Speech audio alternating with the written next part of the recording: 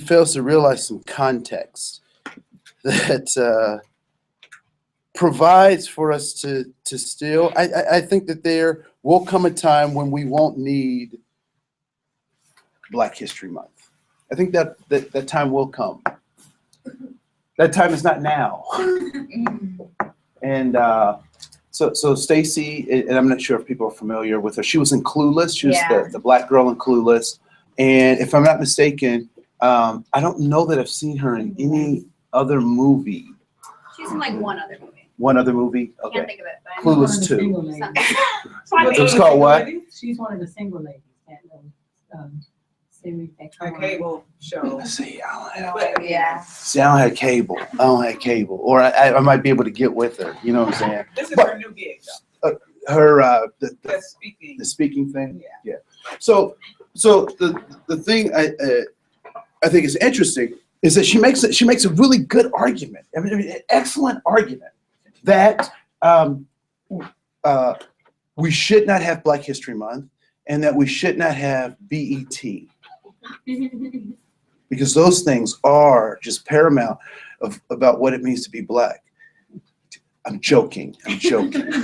No, but her point is a valid point that we should not have these things that separate us.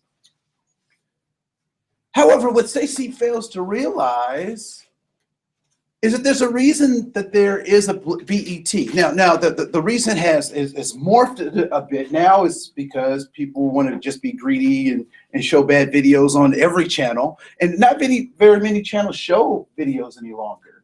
But BET's origination started with the fact that MTV, which was at the time playing music videos, they actually didn't just do reality shows, they played music videos, but they weren't playing African American videos, except for Michael Jackson. For whatever reason, Michael Jackson was the favorite of MTV, and so they would play his stuff, but nobody else's. And so artists and the Johnson family got together and said, well, we don't need MTV, we'll start our own. And so, therefore, BET was created.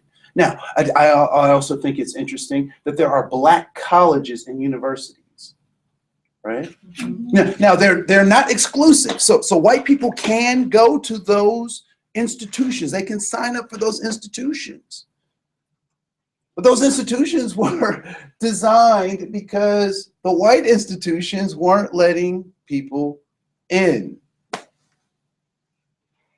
And so I think it's interesting the way racism morphs and it changes and it grows, that it seems that the people who have learned how to survive through racism have these mechanisms, and then they get blamed for having these mechanisms. You're being separate. No, how can I be separate when I was never included in the first place? People say this to me all the time. It's kind of funny. They're like, Andre, you just think differently. You think out of the box. I said, well, that's an interesting comment. Because when you're not allowed to be in the box, that's the only way you think. So yeah, yes, ma'am. I watched Grease last night, and it's the new Grease that's out in it's like a play. And there are a lot of African Americans that had major roles in there. That is, and I think the Grease from before, I don't remember seeing any African Americans in that movie, but it was really interesting because they all just fit together, and it's rare that you see that. I mean, there was nothing, it was really cool. Yeah. Nobody else has seen that, but. Yeah, I see a lot of that stuff happening, in particular in popular media, and they're trying to. But that's coming through this other stuff. I mean, there's a time, it's coming through the moves that have happened and the things that have happened culturally. Yep.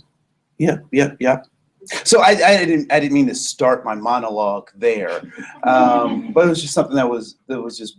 It's been burning on me, and, love Donald Trump, love him. God, love him. No, love him. The man is brilliant. He is absolutely brilliant. You don't come back from bankruptcy as many times as he has and not be smart. You don't. And I don't mean any offense by this, but none of your ties are in Macy's. Man is smart. Smart. You know what's even funnier about Donald Trump? I don't think he believes half the stuff he says. You don't even care. I think he thinks other people believe what he says. And so when we talk, what do you do when you interact with that level of xenophobia, the fear of the other, right? Outsiders. What do you do? How do you deal with that? What do you tell children? What do you tell clients who are dealing with that level?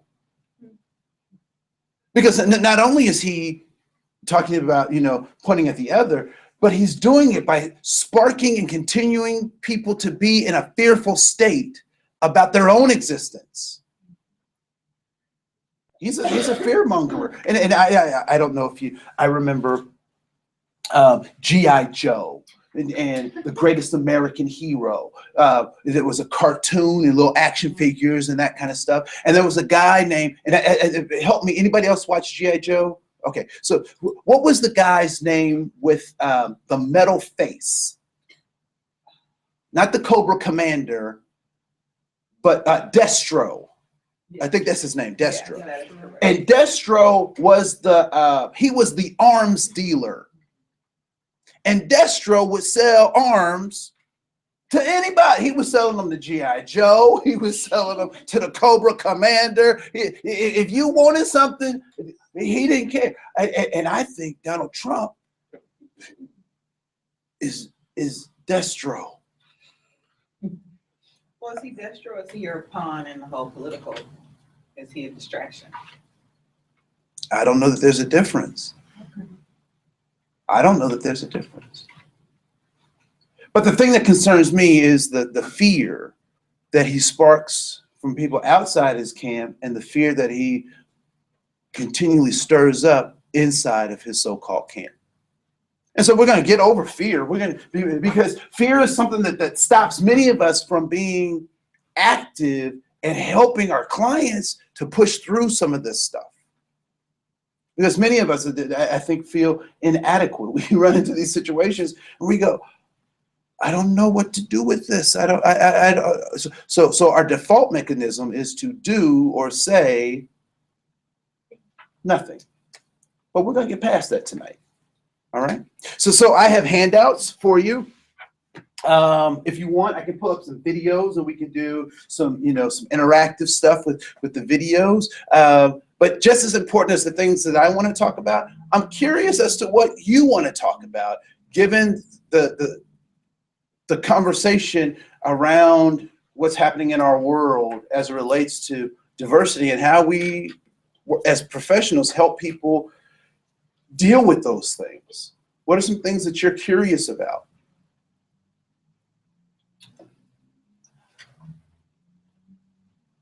Yes, ma'am.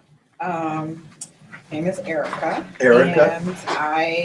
And we talk a lot about trauma. We talk a lot about it in this class, and I'm doing an internship, and I've been hit with trauma quite a bit, in particular in the African American community as it pertains to Black men. So as a counselor dealing with trauma, and trauma that more likely than not is derived from slavery, because that's never really been addressed, and this kind of how that has kind of gotten in our DNA, if you will, and how do you as a counselor speak to that when there's, I think we talked about gender roles and how vulnerability and shame and all these kind of things are considered weakness, and yet that trauma is still there. So how as a counselor do you start to chip away at that and make it a safe place for your client to come and be? Okay. Is that a lot? Yeah, it is. But I'm gonna try to touch on it. Other folks, yes. Kind of a spin off of that is just I've struggled with how systems have sent messages to, in particular, the Black male community about, you know, I guess the roles that they need to fulfill. And once they're particularly in the criminal system, how it's so hard for them to overcome that. Like for example, I see clients have so much hate and anger, Mm-hmm. and they don't have healthy releases for that because they keep getting caught up in the system. And so just like, I've felt a personal struggle of like, oh, if you could only channel that, you know, passion for, you know, advocating for yourself and your community, like how much different this would be. Instead, you end up getting violated and sent back to jail, Mm-hmm. you know? And so just that struggle, and I'm missing something in that. Okay. So I had to help them recognize, talk about, and do something that doesn't keep them trapped in the system. Help them understand the system. Can you help me with your question? Yeah, I guess I'm trying to clarify too. Like, I guess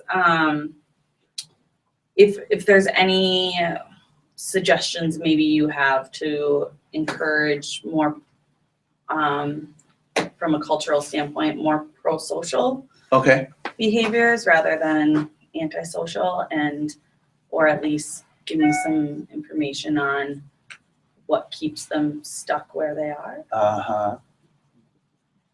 I like that. Okay. We're not supposed to be reading that small writing that you're doing. No, that's for me. That's for me. Those are notes for me.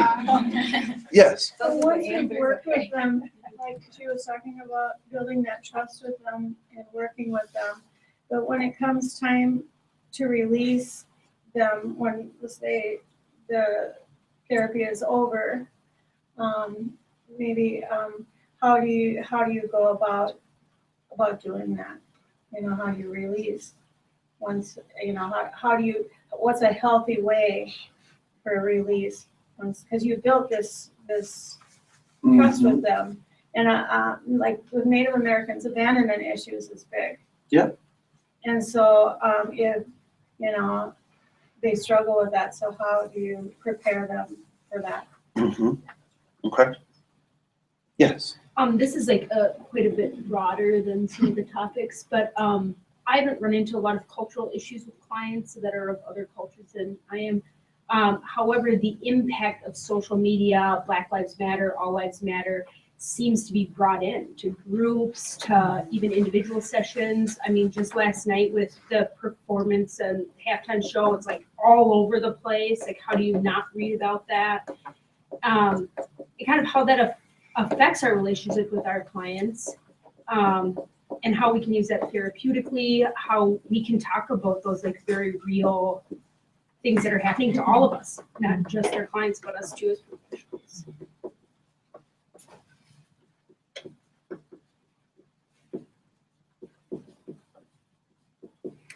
All right. Anything else? If we could speak a little bit just to being culturally aware and culturally sensitive when we're doing clinical assessments and treatment planning.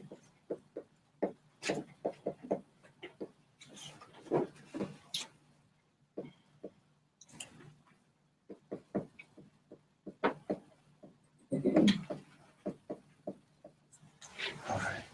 Yes. Specifically like Somali culture, so, you know, I have a client now that's from Somalia, and what an amazing story. She has so much trauma, you know, and I mean, I took some cultural stuff in my undergrad and here, but I don't consider myself that knowledgeable about that type of culture, and it's very interesting to me. So I don't know if we could touch on that. Okay. I might not be able to get that far down. Because we have the second, isn't first largest population of Somali culture? Yeah, outside of in Somalia, Minnesota. yeah. Yeah. Other folks, anything else? Yes, sir. I have 4 or 5 clients that are Korean. They're from Burma.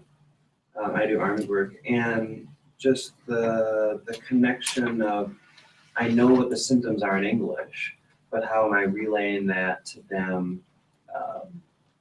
Like I have a client who moved here 3 months ago, and he lived in the jungle.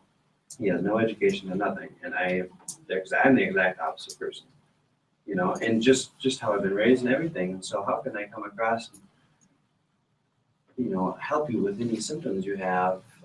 So it's more like, you know, where do you feel the heaviness in your body and those sorts of things. And, so is this, I guess I don't know what the question is, except is this good? Is this a good way of going about it? Mm-hmm. And just more of saying. Yeah. No. I'll address part of that in our time together. But the other thing to realize is that what is the model that we use for therapy, even the process of sitting in these chairs, getting a part of this education is typically referred to generically as what kind of model? So psychotherapy, doctor-patient, Client-centered. client-centered, even more generic than those. Face-to-face. Face-to-face, medical model, right? So Western medical model, right? So we bill insurance based on a diagnosis, which is, what's that? DSM-5. It's in the DSM-5, right? And so we bill according to that. And the DSM-5 is pointing to what? Labels, symptoms. Symptoms. This gets better to my question then, because I'm using the DSM-5 to help a client who is a complete different world away, and Yeah. experiences and everything that's happened. So how do I use this DSM-5 to help someone that has no touch with that? And here's the thing. And I have to use it for notes and stuff like Yeah. that. So who's the DSM-5 for? The insurance company. It's for you as the practitioner. Now, what you do with the client may or may not line up with the DSM, but you need the DSM so you can work with this medical model. So what I was going with that is that your client is coming from a different worldview. They may not even, and I haven't studied the Burmese or the Korean folks, so I don't know about this particular set of folks. But I do know that in the Somali culture, there is not a word for depression. So how do I communicate depression to this person? Guess what? I don't. Because the DMS-5 is not for them. It's for me, the practitioner, to talk to my insurance. I mean, I don't want to be so crass. I don't want it to be that crass. But that's exactly what it is, right? So when I'm working with a client, I think the approach that you gave, where do you feel heaviness in your, in your body? Where do you carry it, right? Or using words that, what do you think is preventing you from getting to your goal? Which is why I love Adlerian psychology, because it cuts through all that malarkey stuff and it says simply, what is stopping you from doing what you want to do? Let's get to that. At least that's how I approach it. That's how I use it. And so I don't know that I necessarily have to use all this other stuff with my client. It's good for me to know and how to communicate with my insurance company, but really looking at them and digging down and sitting with them and finding that stuff out. Was that helpful at all? Okay. Cool. All right. No other questions. And as things pop up, let me know. And many of you have been in my class, and I appreciate you. And hopefully, you've seen how I've grown. I hope you've seen some, and I don't mean weight wise, but I hope you see some growth in the time that we'll spend together. All right. So let's knock this out.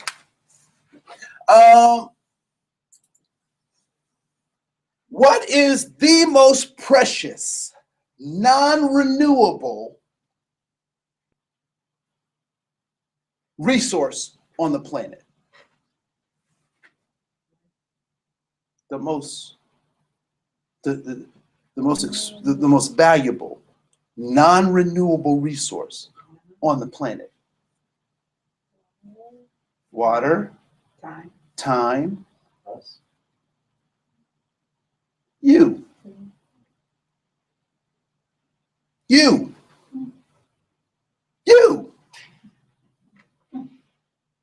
Kingdoms have been set up to harness you. Logos and brands want you to swear by their product. So Michael Kors, right? Michael Kors. I saw Michael Kors at a store, and they wanted, I think, $3,000 for a bag. Nobody was paying $3,000 for the bag. How much is the bag worth?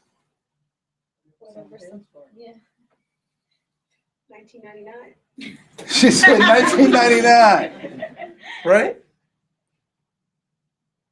We are so powerful that we add value to things that have no value.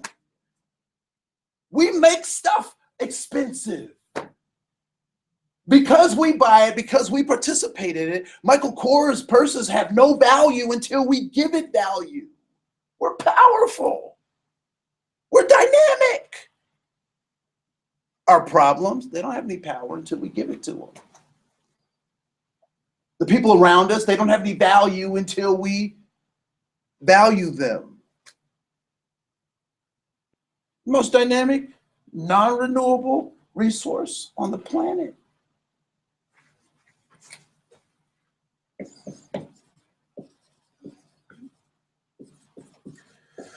The human soul is made up of two parts. That at least, and when I taught middle school and high school, this is how I kind of talked about this. So I had to talk about this in very simplistic ways. There are other models that are more complex, but for what I needed my middle schoolers and high schoolers to get, this is the model that I use to talk about the human soul, right? And that the human soul, this is how we're born. We're born complete. Now, some of us may have had a twist in our spine, maybe a cleft palate, maybe not all fingers and toes look exactly the same as other people's fingers and toes, and maybe limbs weren't extended like other people's limbs, but we're made absolutely perfect in who we're supposed to be. And so there's two parts to this. There is the physical body, and then there is the spirit. And I like to refer to the spirit as just the animating force, right? It is just the part of us that animates who we are, right? And I get this from my grandmother. So my grandmother, when my grandmother passed, we have this custom that we do.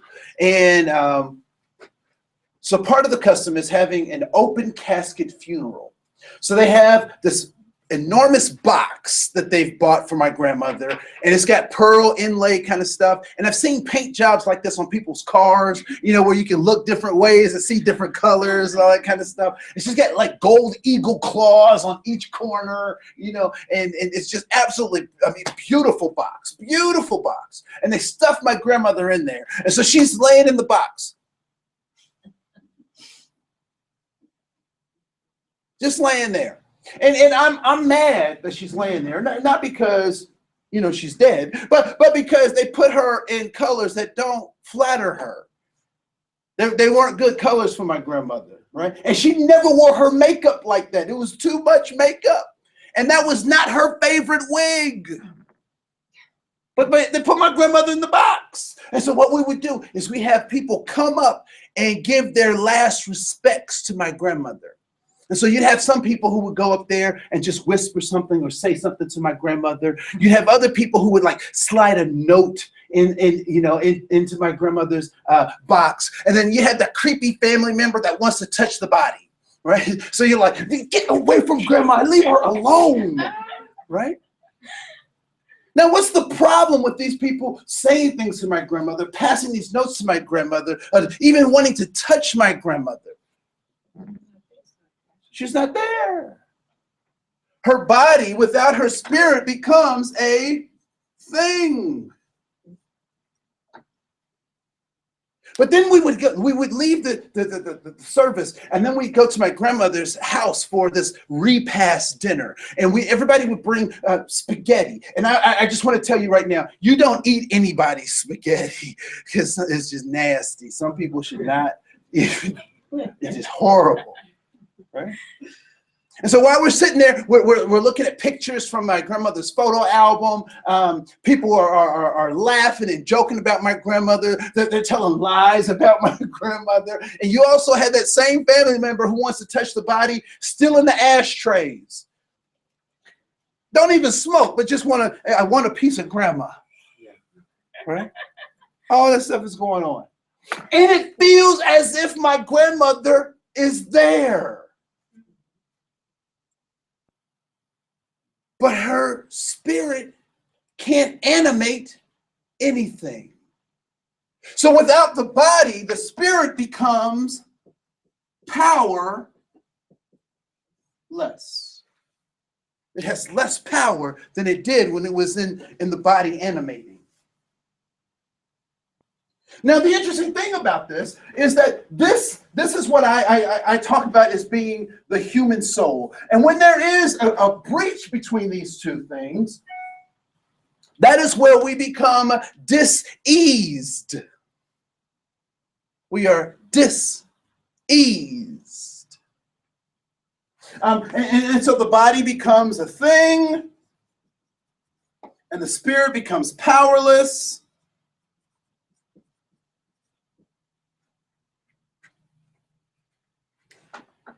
And when this void forms,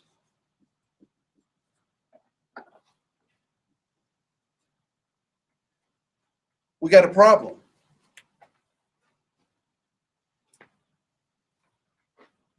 Why do we have a problem when the void forms?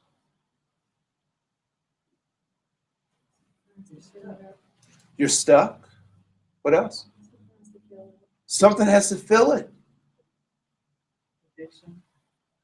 Conviction. We start having a problem. And it's funny because if this is how we're born completed. And you know, my daughter is 19 months now. She's 19 months now. And her spirit and her body are connected. When she's hungry, what does she do? She cries.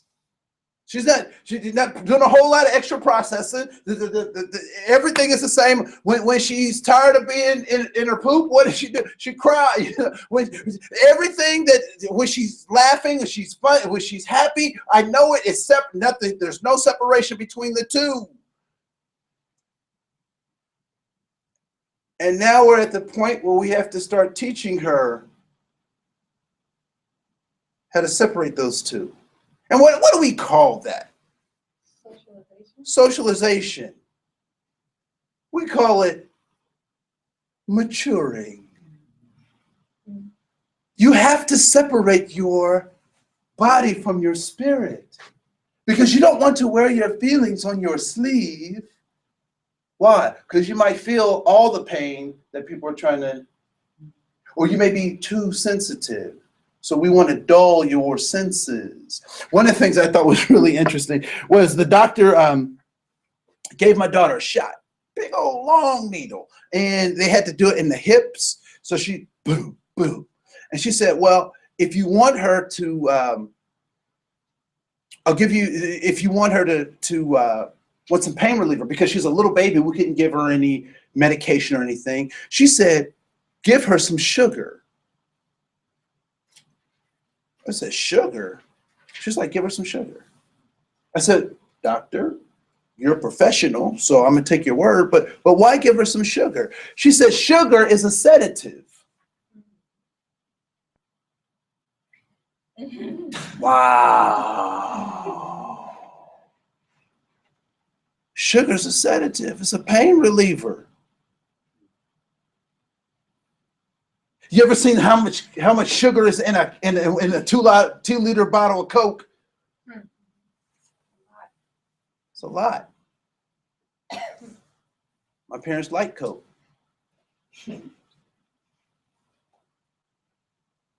They needed some sedatives. So when we talk about this breach that starts to happen, what do you think causes this breach or this division between the spirit and the body to happen? What kinds of things can start this division? What do you think? Grief. What else?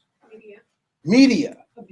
Abuse, neglect, abandonment, trauma, insecurity, racism, violence, sexism,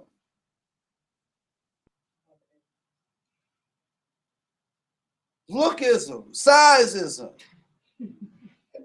heterosexism. So all of those things start to whittle at this human soul, and we get this void that starts to form. Now, once the void appears, there's a little monster.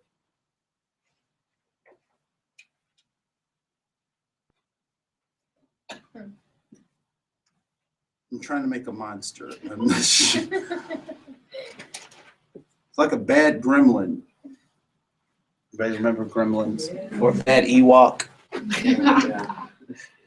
There's a monster waiting for this void to form, and guess what that monster's name is? The drug companies. Drug companies. Greed. Greed. Yeah.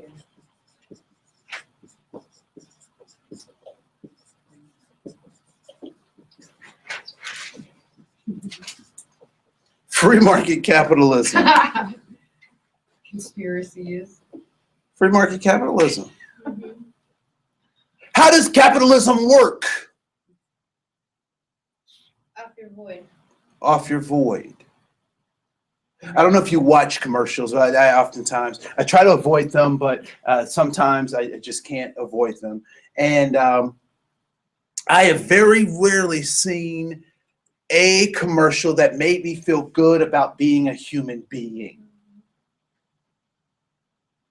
Most of the commercials are telling you that your life is incomplete until you buy their product. So you have curly hair. You need straight hair if you're going to be successful in this world. You have straight hair. You need curly hair if you're going to be successful in this world.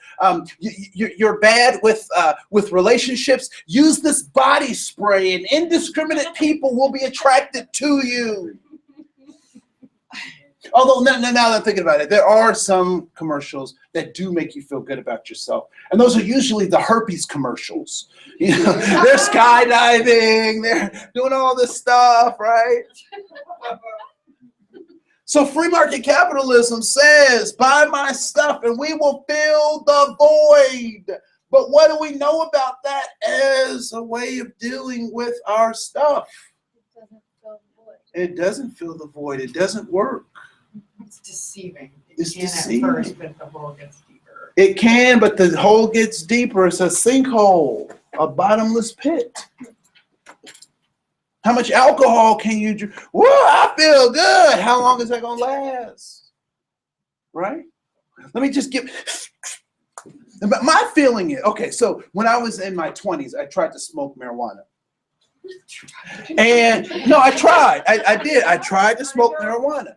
And they said to me, my friends were sitting on a rooftop, and they were like, take this. And I was like, okay. And so I hit it, and they said, around the third or fourth time you try it, that's when you get high. I was like, if it don't work on the first time, why I got to keep trying it until it worked for me, right? So I think it's interesting that this free market capitalism says, buy this stuff, And we've had avatars that taught us that this doesn't work.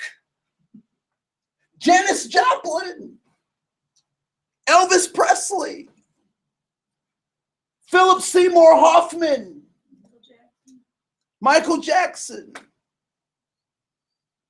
Robin Williams. These people had everything you're supposed to have that's supposed to make you feel good, to make you happy. And it didn't. Why? It's not true happiness, it's just an imitation. Just an imitation. It's just a hole in the soul. And so how do we close this void? How do we get rid of this? Find out where the deception is. We have to find out where the deception is and get people back to this. And the thing that I love about our brand of psychology is that it recognizes that we are whole beings. I cannot be separated from any part of myself. And it's so funny, people will say, well, you have to leave that at home. I can't. I would love to. But I'm me everywhere I go.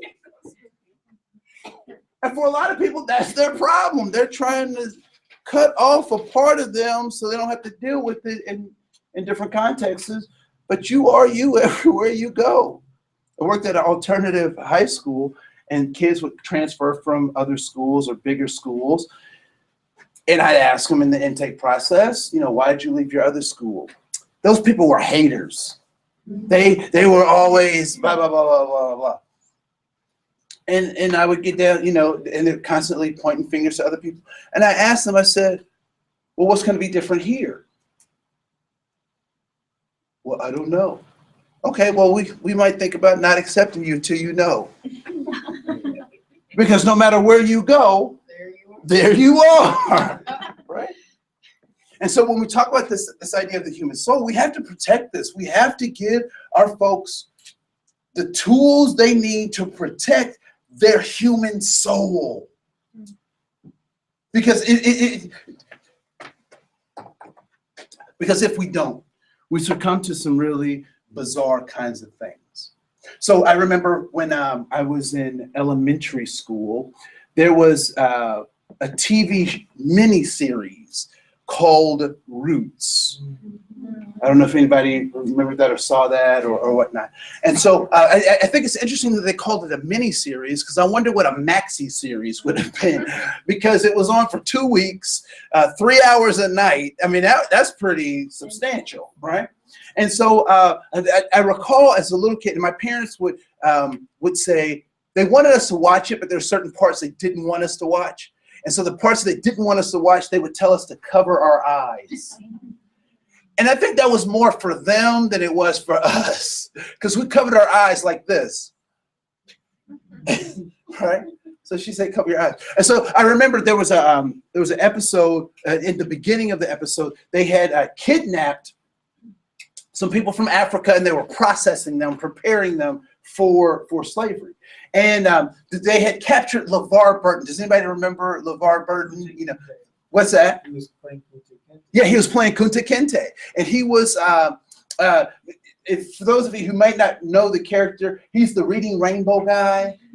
You know, reading rainbow, right? So he's the Reading Rainbow guy, and he was also on Star Trek. He was the dude with the eyes thing, right? Yeah. So they have LeVar Burton up in the thing, in the straps, whatever, and so the dude asked him, his conditioner asked him. He said, "Hey, what is your name?" And he said, "My name is Kunta Kinte." And so the conditioner didn't like that answer, and he said, "Wow." And LeVar said, "Oh." And the man said, "Your name is Toby." So LeVar was standing there. The man comes back again, and he hits him on the back. "What is your name?" "My name is Kunta Kinte." This goes on for a number of hours. And so finally, the conditioner is all tired and worn out. And he hits LeVar Burton on the back one last time. What is your name? My name is Toby. What happened? The conditioner conditioned him for what? His system, his agenda, what he wanted. What he wanted. What did he do? He broke his spirit. He broke his soul. He broke his soul. Broke his soul. I get sickened when I hear people say, "Oh, I'm going to pimp my ride." What? I was born on October 30th, loved Halloween. As a kid, loved it. Loved it. Cake, costumes, candy. I mean, what's there not to love? As an adult, I hate it. I'm in the bank, sit in line, minding my own business. Dude walks in,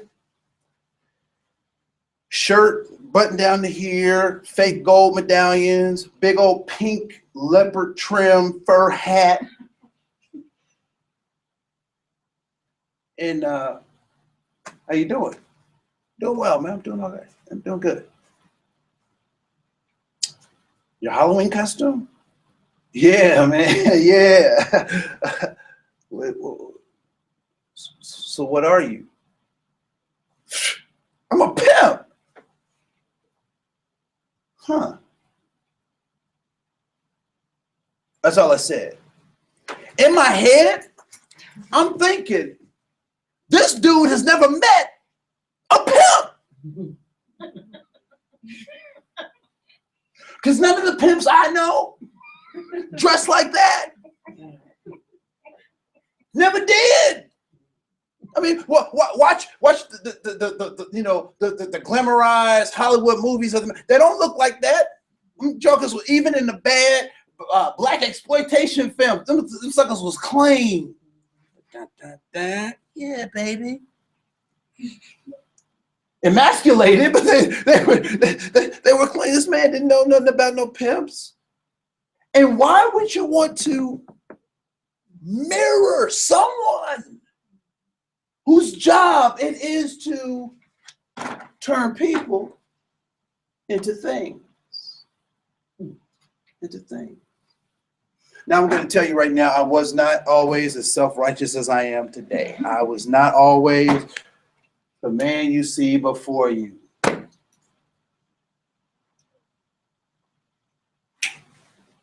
But this concept changed my life, protecting the human soul. Protecting it. Yes, ma'am. Here's a question about, I have a question about, you said tools to protect your clients. Yes. So how would we go about researching tools to help heal the human soul? Yeah. So one of the things that we know is true is that when we do things for other people, it actually benefits us. Right? Making tea. When I do something for somebody else, it benefits me. And why is that? Because you're getting out of self. Because I'm getting out of self. What else do we know? We also know that a spiritual practice in a community helps you get out of self. Because when I can do for others, it brings me back to what is true. And what are the three motivations, or what are the three keys for our goal orientation? What are the three things that we're trying to get through our goal orientation? Safety, significance, and belonging. And when I'm doing for other people, I'm getting those three things. When I'm engaged with other people in an activity, in a spiritual encounter, in the recognition of the stuff, I'm getting those three things. And you know, my take on safety, significance, and belonging is one that I really appreciate, right? So this idea of significance. Significance isn't just being recognized for something, but it's knowing that you have a purpose in life. Whether God has given you that purpose or if you decide what that purpose is going to be. What is your purpose? Significance. Belonging is extremely important because it says, I want to be in relationships with people who recognize my significance. I want to be in relationship with those people. Think about your friends, the people you call your friends. They recognize your significance. And lastly, safety. I want to be physically, mentally, spiritually, emotionally safe to have those relationships that recognize my significance. And so when we talk about protecting the human soul, that's the first thing, to know that not only is it not all about you, but to help you, you have to do something for somebody else. Have some kind of practice that you know, a spiritual practice where you connect with other people to get outside of yourselves, so to speak. Right? Human soul. Human soul. So I have some handouts for you.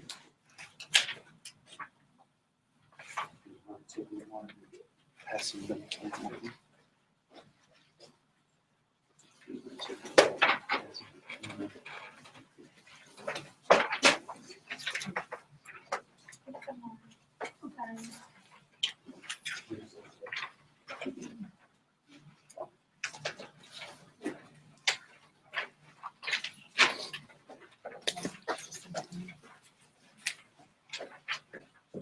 Context is everything.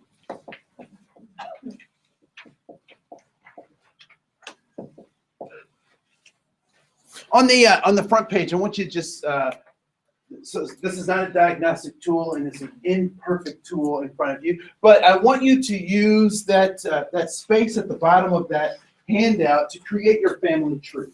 And if you can go back to let's go back 3 generations if possible. 3 generations if possible. Create a family tree. With you in the center and then moving out to create your family tree.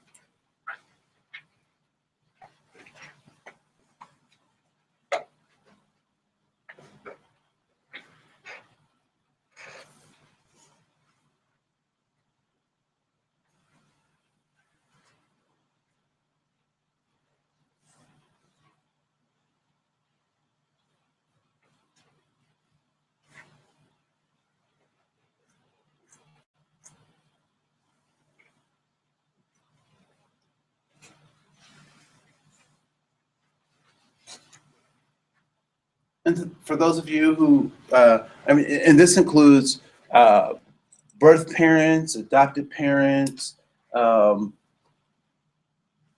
play parents, foster parents, however, grafted family systems, however you want to identify family in this family tree. And you don't have to know exactly people's names or anything like that. If you can just kind of put them in your family constellation, if you will.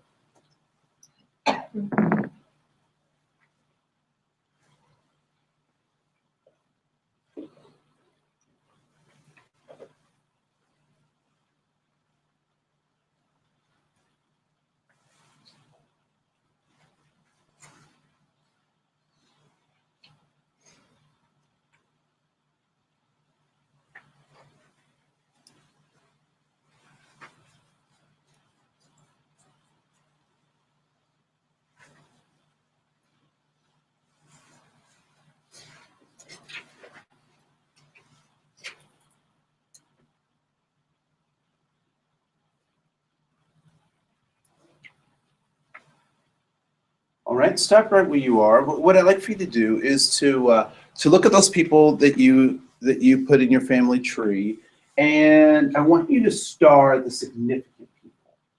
And what I mean by significant, these are the people who stories are often told about, or that they have a prominent position in the family system. Could be a matriarch, could be a patriarch. Put a star by those dominant folks.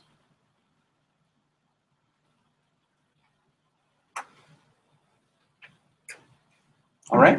And so the people that you just starred, what I want you to do is to, and if you don't know exactly, that's okay, but when were they in their prime? Like what years?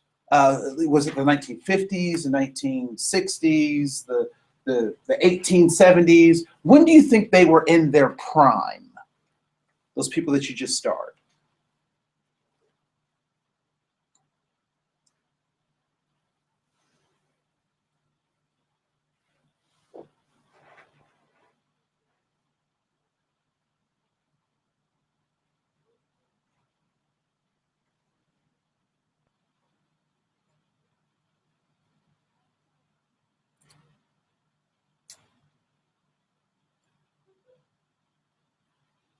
All right, and last question.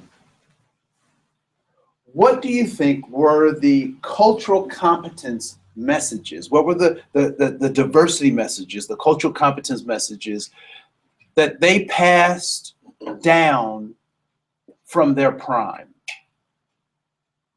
So what messages about diversity, around diversity, might they have passed down from their prime?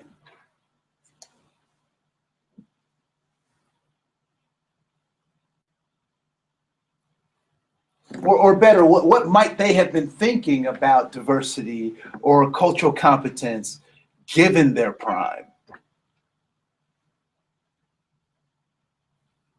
You said passed down to. Passed down through the rest of the family line or the family constellation.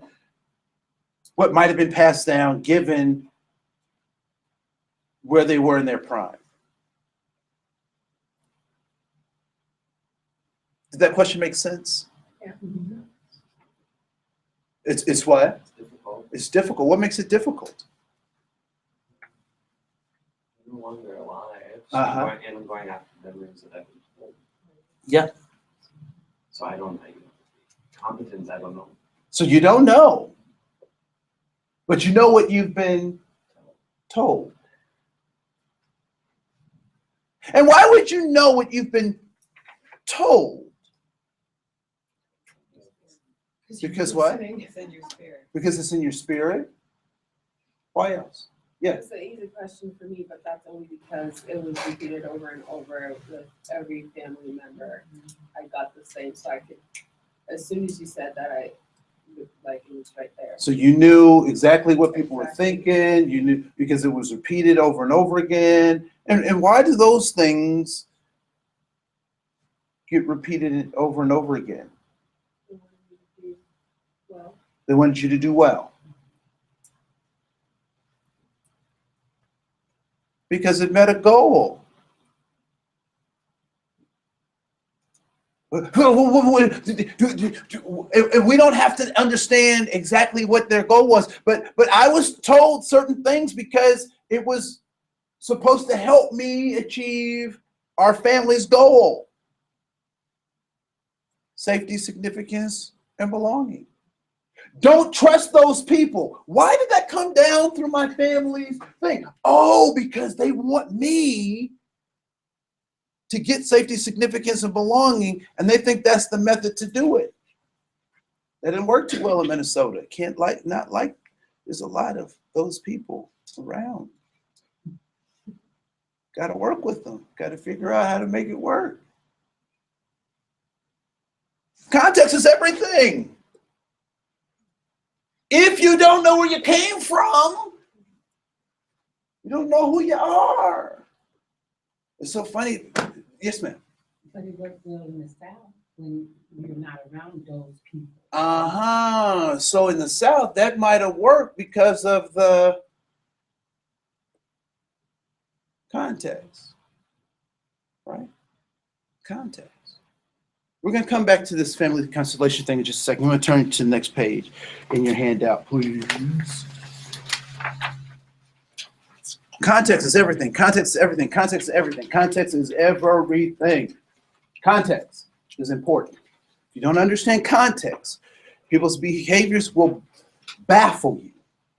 Preamble to the Constitution, we the people of the United States, in order to form a more perfect union, establish justice, ensure domestic tranquility, provide for the common defense, promote the general welfare of securing the blessings of liberty to ourselves and our posterity, do ordain this Constitution for the United States of America, Declaration of Independence, paragraph 2. We hold these truths to be self-evident, that all men are created equal, that they are endowed with their creator with certain inalienable rights, that among these rights are life, liberty, and the pursuit of happiness. Great words. Off the chain. I mean, I don't know. When I read that, I get a warm fuzzy. I used to think it was gas, but no, it's my heart. It's my heart. I'm not having, I'm not having acid reflux. It's my heart. I get excited when I hear those words. What was the challenge with these great words? They didn't apply to everybody at the same time. Because while these great words are being spoken, what else is happening? Yeah, we're participating in the transatlantic slave trade, the movement of all of these Africans being bought and stolen, and brought to this great country.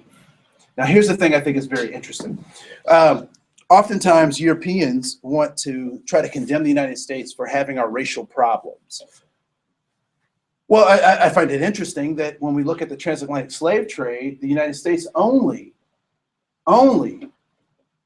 took about 5% of all Africans out of Africa, and we brought them home. Where did the Dutch do their dirty work, so to speak? In Rwanda, on the islands. Where did the Portuguese do their dirty work? South America, Brazil. They did their dirty work far away. Where did the Spanish do theirs? Latin America. The West Indies. That's where did the French do theirs? They didn't do it in France. They did it elsewhere. Haiti and Dominican Republic later sold from Haiti. Do you know who the original inhabitants of Haiti were? Because it wasn't called Haiti. Guess who the original inhabitants were? People we would call American Indians. Decimated off the island. Island don't even look the same. Right? But there were people who said we need to save the human soul.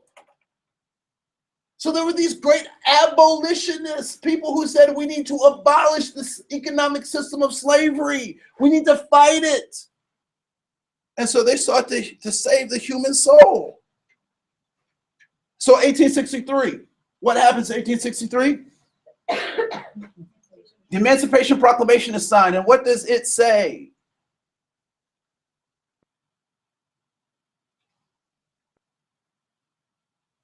We will free the slaves in the South. That's what it says. And then the 13th Amendment to the Constitution is ratified in 1865. And can somebody, so you guys have computer, people got those smartphones and that kind of stuff. Can somebody look up the 13th Amendment to the Constitution and please read that for me out loud?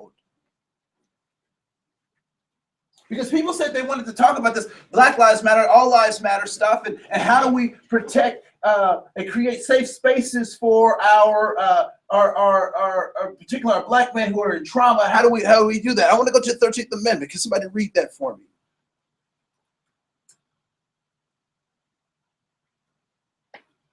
Y'all are just like the politest classes. There's a section 1 and a section 2. Let's start with 1. It's a very good place to start. So No, that's not it. That's an interpretation. So neither slavery nor involuntary servitude, except as a punishment for crime whereof the party shall have been duly convicted, shall exist within the United States or. You can stop right there. So let's go back to the first part. So the 13th Amendment says it abolishes slavery and servitude. So involuntary servitude and slavery. That's what it says, right? In the Constitution, it says prosperity to ordain this establish, so protection of liberty to ourselves and our posterity, to promote the general welfare. In the Declaration of Independence, it says inalienable rights, that among these are life, liberty, and the pursuit of happiness. So we want people to pursue happiness. So it sounds like we're down for justice and liberty. It says that, you know, we want tranquility, justice, liberty. Those kinds of things show up in the preamble to the Constitution. But I find it interesting that there's a Trojan horse in this 13th Amendment.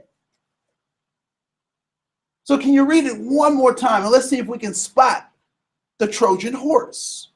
And everybody knows what I mean by Trojan horse, right? So Troy, they let this horse in, and it was filled with the army, and then the people busted out like bad Cracker Jacks, right? Yeah. So can you read that one more time for me? Neither slavery nor involuntary servitude, except as a punishment for crime. Okay, stop right there. So what's the Trojan horse? Except. So if we're a country that's about justice and liberty and establishing this stuff for ourselves and our, will we have an except? Is there ever any acceptable slavery? Yeah, according to the Constitution, if they're incarcerated, people are incarcerated. So now we understand the trauma that our people, that our young folks are facing. The law of the land is that they can be slaves because, oh, so that's why I got to keep reporting to my PO, because I'm a slave. That's why I have to jump through all these hoops and be on these, you know, collar things. I'm a slave. How do you deal with slavery as a traumatic event? What do you have to do to get over that traumatic event of slavery? EMDR. AMDR. I'm not. Eye movement desensitization is a trauma therapy. Oh, okay. So y'all trying to flex now? No, I don't know. What do you do? With ecstasy. Well, No. with ecstasy. This is the thing though, because you're asking a question, but it's an open-ended question. What do you do when a system is not designed to really address it? Because the word is accept, and you're not validated. You're looked at as something less than human. You don't go under these rights. So what is now the responsibility? First, you have to recognize that there's a problem. You have to You have to have recognition that something was done. And you advocate for something different. Set them free. So part of it is we as citizens, we have to say, this is a ridiculous system. We want no slavery, whether somebody's been convicted of a crime or not. Then there needs to be action. So there needs to be action on our part. The other part is, how do we help people heal? Because what we understand is that when trauma goes unchecked, unhealed, it's like kids watching stuff and adults not explaining it to them. So educate them on the human soul. So start educating them about their human soul, their human worth, their safety, significance, and belonging, right? Start doing that. Start asking them about their goals. Are these behaviors getting you towards your goal? We start that. We talk about this idea of trauma. We talk about the fact that this stuff is written. You're not making this up. You feel like you're being oppressed because you are. You feel stuck because you are stuck. And so now we got to get you to break up out of that system and say, if I keep doing the same things, they keep me stuck, because the system is looking for every opportunity to use that except. It's looking for every opportunity. And here's the sad part, the twisted part. Many of us as practitioners will get paid because people are stuck. That's been a hard thing for me to figure out how to deal with. How do I be a helper in a system? So I work with sheriff's departments, and I was at a sheriff's state conference, and the guy said this, and it just floored me, knocked me off my chair. I could not believe that I heard this with my own 2 ears. He said, we have to get more people in our beds. We have to fill the beds in the jails, or we're going to have to start laying people off. How does that work? Otherwise, we'll just go hand out drugs on the street corners so Right. you can have job security. Job security, how does that work? So we have to tell our clients that what you're experiencing is real. It's real. Your reality is real. And what are you going to do about it? I would oftentimes have students, I'm experiencing racism. I'm like, okay, yeah. No, I cannot say that you're not experiencing racism. But what are you going to do about it? Because we can't change all that stuff out there yet. How do we change you so that you get your goals met? And some people say, well, I'm not going to change. I'm going to be me. Well, you keep being you and not getting your goals met. Yes, ma'am. So this goes back to that context conversation that we're having and the kind of messages that have been, transferred down in families. So for example, for me, ever since I was like this little, everyone in my family is like a little anthem. You're Black, you can't be average. That's literally till 20 generations from now, people are still gonna say that in my family. Now, what is that? The meaning of that has changed for me over the years, but I think that was the way of my family to kind of let you know, this is what it is. You can't do this to fit this, because they're waiting for you to do this to fit into here. So you gotta do over and beyond to make sure you don't fall into that trap, because that trap exists. So it's kind of a way to give me some kind of like significance by saying that you could do something about it, even though this is what it is, like the accept. Like, so I think that's something they did for me that I think we could do for our clients. That you could still, there's something you could do on your own while you're waiting for change to happen. So I wanted to write 2 words up here that I think we have to talk about, right?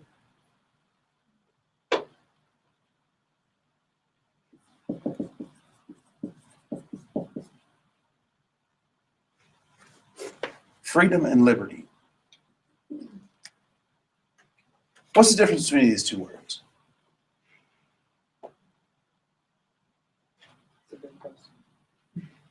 Because if they were the same word, we wouldn't have 2. Liberty can be taken away. Liberty can be taken away. Conditional. Okay. Your freedom can be taken away. Like liberty is given to you, but not but. So the definition of liberty is the state of being free within society from oppressive restrictions imposed by authority on one's way of life, behavior, or political view. Mm-hmm. And so what is freedom? Well, I already don't want that one. That liberty didn't sound good. No, it's all good. The power or right to act, speak, or think as one wants without hindrance or restraint. Mm-hmm. Well, They sound the same, don't but they? they're not. They're not the same. They're not the same. They're not the same. So freedom is individual, liberty, it sounds like it comes from the outside individual. So YWCA. Got a pass. Got a pass at the YWCA. I had the freedom to move around the YMCA as long as I had that pass. If I didn't have the pass, I didn't have the freedom. Now, if I joined the YWCA, I got all the freedom to go there as often as I want. I can get on the Stairmaster, get on the thing. I can go swimming in the swimming pool. I can sit in the sauna. I got freedom because I'm a member. I'm a member.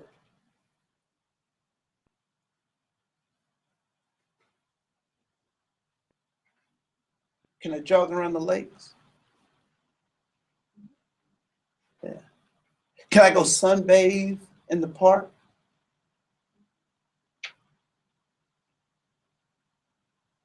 Liberty requires what? No membership. Members get freedom, but you don't need membership for liberty. How does that relate to the stuff we've been talking about in terms of this trauma? So part of the problem is our people have been looking for freedom. We need to help them get liberty. Because if the system says that it's set up to keep me down, and I keep trying to operate within the system's going to keep doing what it's designed to do, which is keep me down. So if I'm looking for this, I will never get it. So I need to be looking for liberty. I know some folks who have felonies and can't get a job. So guess what they did? They created their own executive directors of great organizations. If they would have relied on trying to get some freedom, it would have never came. But they had liberty, right? So 1863, the Emancipation Proclamation is signed. 1920, August 18th, the Second Amendment, women get the right to vote. And what does that do for women? What does it do for women to have the right to vote? Gives it freedom to vote, to be a part of society. It turns them back into humans. Gives them a right to say, gives them a right to have some voice in their destiny. 1924, Indian Citizenship Act, the Polk Act, P-O-L-K Act is signed, giving Native Americans American citizenship. Pause for the irony. They had it when they came. Yeah. Right. 1964 Civil Rights Act. It did two things. One, it outlawed segregation. The second, it defined discrimination. So it did two major things: defined discrimination and eliminated segregation. 1978 American Freedom of Religion Act is signed, giving Native Americans the right to worship as they wish, without any retribution, in a country supposedly built on religious freedoms. 1990, Americans with Disabilities Act is signed, doing what for whom? What did the ADA do for whom? Equal access to people with disabilities. People with disabilities. Please raise your hand if you plan on getting old. Welcome, people with disabilities. Right? Welcome, people with disabilities. So it's extremely important. If you would go to the next page, you can read the strategies for corrective actions on your own. Just want to hop over to the other side, this idea of historical trauma. You guys have been studying trauma. And so for Native Americans, when we say historical trauma, what is it that we mean?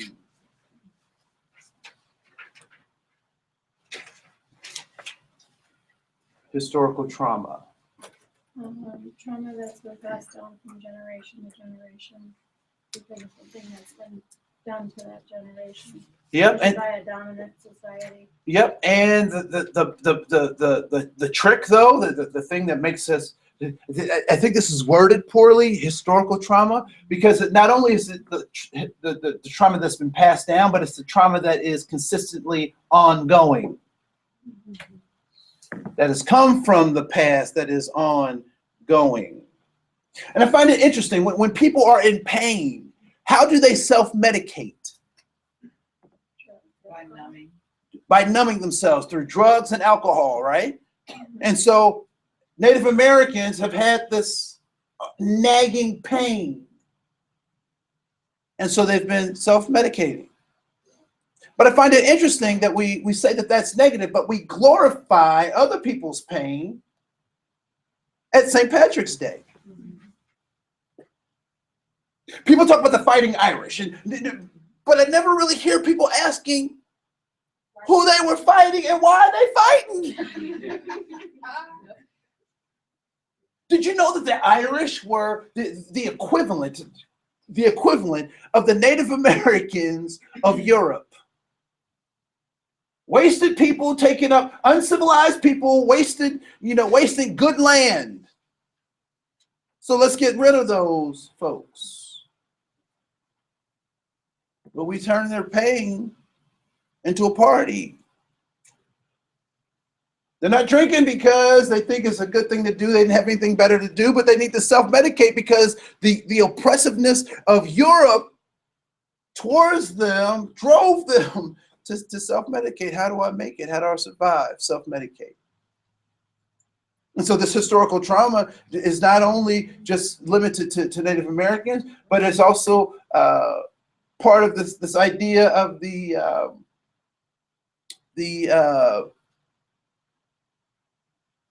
why is it escaping me? The adverse childhood experiences, those ACEs. Did you guys study the ACEs at all, right? Adverse childhood experiences. Institutional racism, I stand and say that any institution that was created between 1863 and 1964 is a racist institution, because not everybody could participate in those institutions. We fought 2 world wars. We went from the Industrial Revolution, and we had the Industrial Revolution. We were from gas lights to electric lights. We added 22 states to the Union. Universities were built, and not everybody could participate in that equally. Poverty is one of these things that is an attack to the human soul, just like institutional racism, historical trauma is an attack on the human soul. And why is that an attack? It is an attack because when we talk about people in poverty, we blame the who? The person, the people.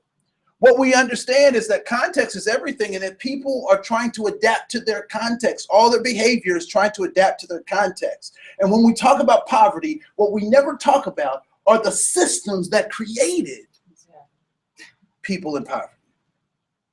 People are born human. It's our social constructs, the way we've organized our societies, that adds anything to that humanity. You said people are trying to adapt to their context. And do you know what we call that?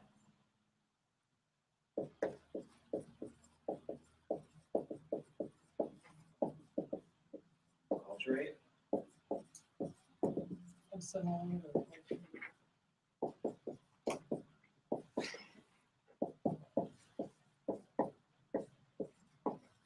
We call it culture. Culture is just an adaptation to the context. That's why culture is constantly changing, right? So I don't see any of you wearing parachute pants. And I know some of y'all had a pair. Oh, yeah. Here, I haven't heard that term. Why are you not wearing parachute pants? Hammer paint. Oh, yeah. Or hammer. Although some of these kids need to wear some hammer pants. I mean, if they're going to wear the crotch that low, just anyway, right? Why? Why don't we wear those things anymore? Because the context has changed. And so culture is an adaptation to the context. Oh, and the last thing is this idea of whiteness. And then I'll get to my cultural competence piece, right? So whiteness is problematic. It's an attack on the human soul. Whiteness. How does whiteness work? Everything good is white. How does whiteness work? have it or you don't. Either you have it or you don't. Where are white people from? Europe. What's that? White privilege. White privilege? From Europe. They're from Europe? They're from all over. White people are from nowhere. Where on the planet is there a place called white? Do not say St. Cloud. There's no place on the planet called white. Right? People come from places. Where did your people come from? What place? People come from places. Germany, Norway. Germany, Norway, Italy, Denmark. There's no place called black. Nigeria does not count. Where do black people come from? Black people come from places. Why is it important for the system to say that you are white, you are black, you are Hmong, you are Korean? So it can turn you into a thing. Government labels us. Government labels us, turns us into things. So you can fill the voids. So they can fill the void. Right. So they can reproduce us in their own image. I tell this story. I was not born black. I wasn't. I was born. And the nurse looked on her checklist. And there were 3 options for race: black, white, and other. Guess which one she picked? Black. But before she made her decision, what was I? A human or Baby. I was born human. But America made me black. And if I was born someplace else, I'd have a different designation. I find it interesting that no matter where you go on the planet,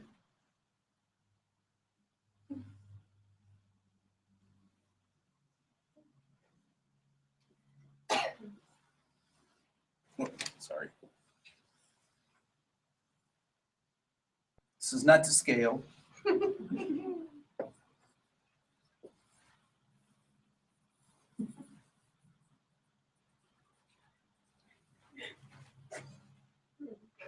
A Ford F-150 here, there's a Ford F-150 here, there's a Ford F-150 here, there's a Ford F-150 here. You know Ford F-150, the truck. But why is it that black here is different than in South Africa? That what it means to be black in Brazil is different than what it means to be black in Belize. What it means to be white in Belize is different than what it means to be white in China. I don't understand how that happens. Why? Oh, we made it up to turn people into things. So we got to save humanity. We got to help people save their soul.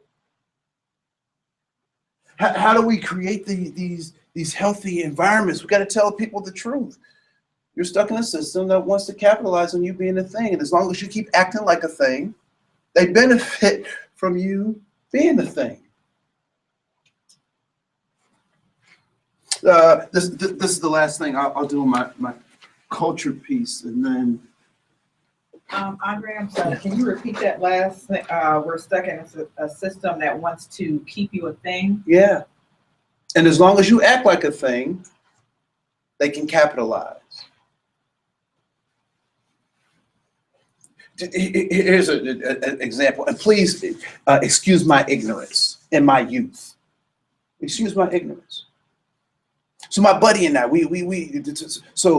as boys, we were told about these rites of passage that boys must do to become men. And one of them was, so I lived in a city called St. Louis. And across the river, there was a place called East St. Louis. And in this place, East St. Louis, if you could afford it, you could do it. Whatever it was, if you could afford it, you could do it. And so my buddy and I, we were going through this rites of passage, and so he comes into town. And I'm going to show off this rite of passage, and so we go to this thing called a strip club. And so we get our little ones together. We stand in line, and we were like, oh, we're gonna go see the girl strip club. Whoa! Right? So we get in there, and we're sitting, and the lady comes out, and this is one of those places where they take all their clothes. Like there's no imagination here, right? And so the lady's on the thing, like, and then she turns around and she take off her top, and we're like, oh my goodness, look at those! Oh yeah! And she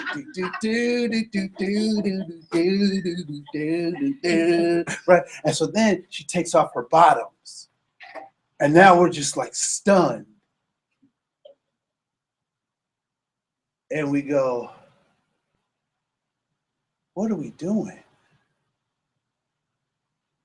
You see, the woman that was dancing had a scar from here to here.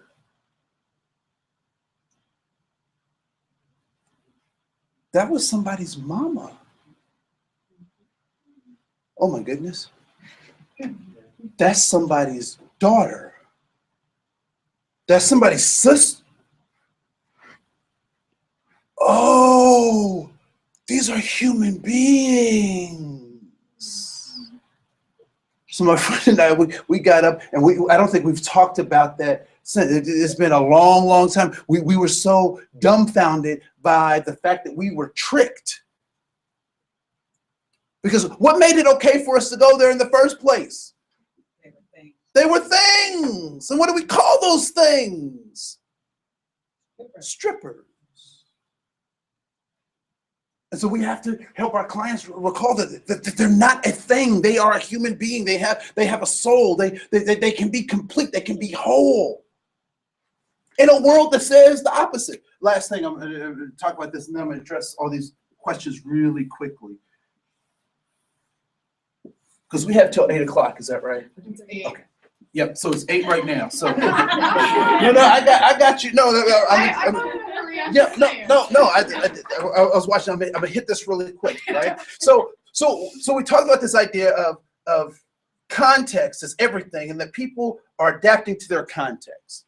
And so what I like to use when we talk about this idea of culture, because we need to know exactly what culture is, and then how it gets all messed up. So this is a carrot, and this is the top of the carrot, right? And so what's the relationship between the top of the carrot and what would you call this? The root. Okay. My grandmother would say root, but we'll call this the root, and we'll just call this the top, right? What's the relationship between these two things? One is hidden and one is inside. One is hidden and one is inside. All right. So why are they connected? Like, what do they do for each other? So the root helps what to grow? So the root helps the top, right? So the roots help the top, and how do they do that? Okay, so they get all the nutrients from the ground, and they feed it up to. Well, they need each other. Okay, so they do. They're not separate. They're not separate. Because the sun gives it light. Okay. And the root and the soil gives it something. All right. They both have to work together. So they're working together. There's a symbiotic relationship. They're connected, right? So let's call this root. We'll call this the values of culture. And let's call this top the artifacts of culture. All right? So we have the artifacts and we have the roots. So when I see artifacts, what do I know that they're connected with? Values. So when I attack someone's artifacts, what am I attacking? Their values. Do you have a fight on your hands? Pull up your pants. That's dumb.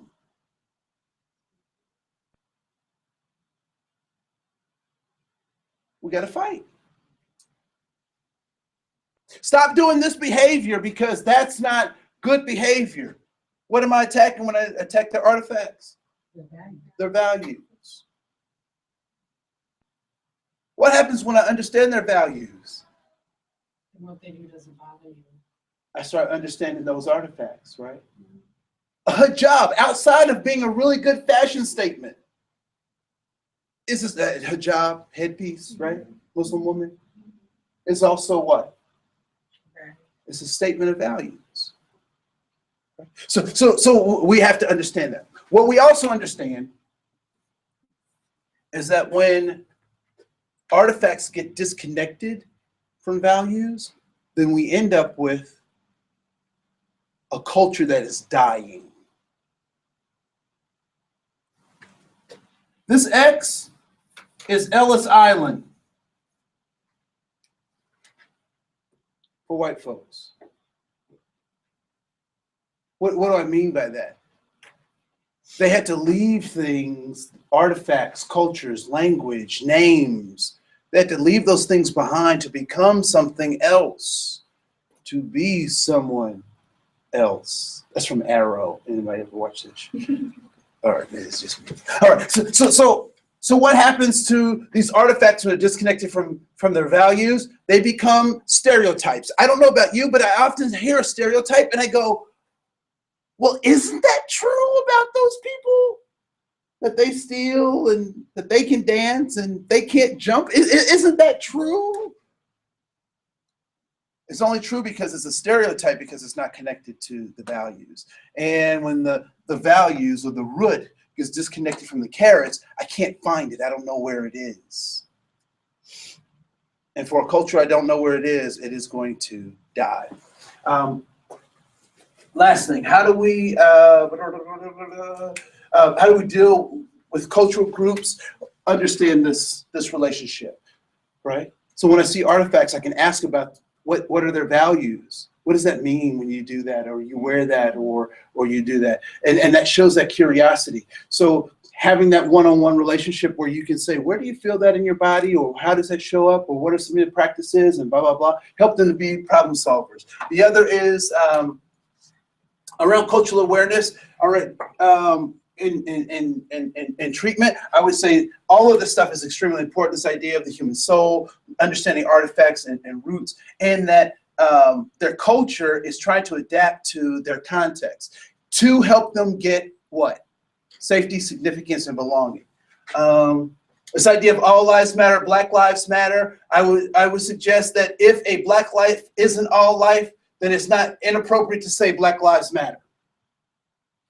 Can you explain that again? So if a Black life is a life, Yeah. and all lives matter, then a Black life matters. I wasn't referring so much to the statement as the acts. Yep. So here's the thing that we can talk about the acts. Read the letter from a Birmingham jail. Martin Luther King's letter from a Birmingham jail. And everything that we celebrate him for doing is exactly what Black Lives Matter is doing right now. And so we hold King in high esteem. What side of history do you want to be on? It's disrupting us from getting our lattes, from getting different places. But that accept is also disrupting people's generational lives. The last thing, 13 minutes, pro-social versus anti-social. Well, it's very interesting if we think about what is pro-social and anti-social. Is it keeping the status quo, or is it challenging the status quo? Who gets to determine what is pro-social and anti-social? And it's ultimately, what is your goal as an individual in therapy? What are you trying to do? Because there can be, and Dr. King says this in the letter from Birmingham jail, there can be unjust laws. It's bizarre to me that my uncle's lives were destroyed over dime bags of weed. And now people in Colorado are making millions off of my uncle's destroyed life over the little dime bags. Just and unjust laws. And then lastly is how to talk about real stuff. And I think ultimately talking about real stuff means talking about this stuff and talking about them being undivided, that they can do things, that they're empowered to engage, to know that it is the intent of their actions that weighs more than their intent.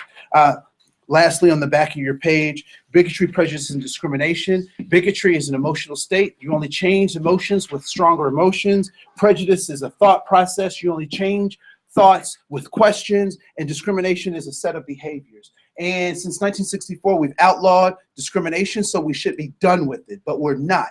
Why? Because we're not causing people to think, and we're not causing people to change their emotional stance. My name is Andre Koen. Thank you so much for the little time that I had. Thank you, thank you, thank you, thank you. Thank you so much. You're welcome. I will pass out kind of an action plan if you're so inclined to kind of, you're welcome. Think about how you can make changes yourself.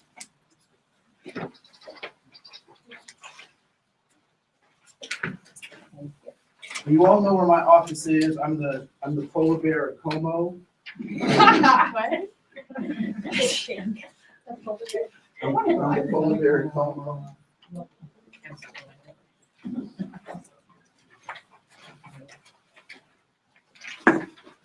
And are you still doing your Saturdays? Yep, we have Saturday series, and we're also doing some on the 15th of every month, we have a webinar. Last week we did Black Lives Matter. I think this week we're going to do All Lives Matter.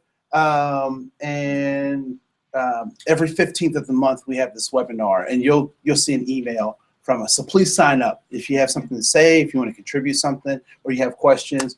We're more than happy to address all of those. It's a beautiful learning opportunity and great discussion.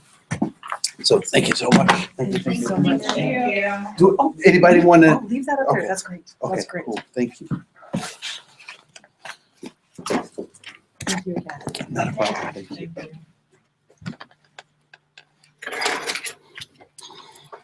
Okay, so can we do a 7-minute